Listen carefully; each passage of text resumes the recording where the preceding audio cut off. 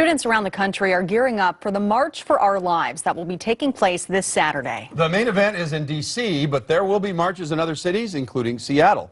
Local organizers say the event seeks to amplify the youth voice on gun violence and passing gun legislation. The march this Saturday is scheduled to start at 10 a.m. at Cal Anderson Park on Capitol Hill.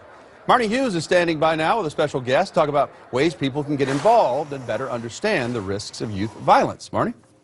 Well, it is Youth Violence Prevention Week, and as you know, safety in our schools is on many of our minds. Rene Czerwinski is with Pacific Medical Centers here to talk to us about youth violence this week, and it couldn't come at a better time. How is this movement that we're seeing nationally different than what we've seen kids and people do in the past? Well, I think one of the biggest differences is kids that are younger now with access to social media and all the things that are happening have more of an interest in the issues that are coming out, and they truly believe that they can make a difference. So they're making contact with leaders and other people a lot more than was happening in the past. We're seeing it. Are we doing enough to support not just our kids who are healthy, but our kids who are troubled, who are struggling in school and in life? As a therapist, I would say no. I don't think we notice enough what's happening. I think we need to be more involved in our children's lives. Everyone's so busy with all the activities and things they do, and everyone goes their separate ways. Kids always talk about they want their privacy and all that, but yet they post everything online, their whole lives. And my reminder is it's okay to be nosy and check your kids' social media. Who are their friends? What's happening at school? Ask the questions on a regular basis. Even talking to the schools to find out what is the kind of policy on discipline if there's harassment or something's happening. How do parents find out?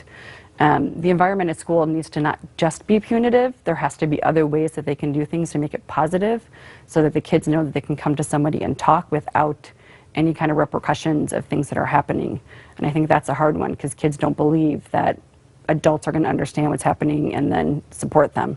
Are kids under more pressure now than they have been in years past when we were kids?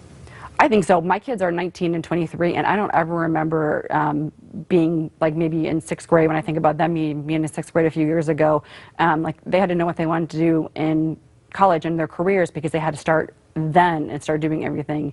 And you have to do it right, and you have to follow this path. And if you don't, you know, you're not going to get in the school you want, the career you want, and all these other things. And I don't think it was like that before. I think you can wait to figure it out. And that's where parents have to come in. I mean, so how do we communicate with them? How do we support them in this difficult time where they're facing all of these pressures so that they don't feel like the world is coming down on them? Yeah.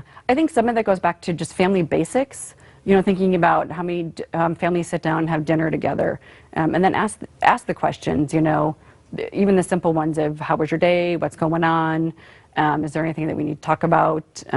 Remind them that the pressures that they feel aren't always necessarily from outside forces, or sometimes they're internal, and give them someone to talk to. Mm-hmm. Outside of gun violence, which is a big part of this conversation, what are some of the other things that kids are facing when it comes to youth violence? And this week, as we talk about youth violence prevention. Mm-hmm. Well, there's bullying, and I know we've talked about that before. That goes on, and that's bigger with social media now than it was in the past.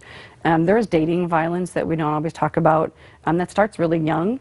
Verbal violence in the homes, physical abuse that we don't see, and all of those other things that just come up. And your first step, if you're noticing any changes in your child, should be what?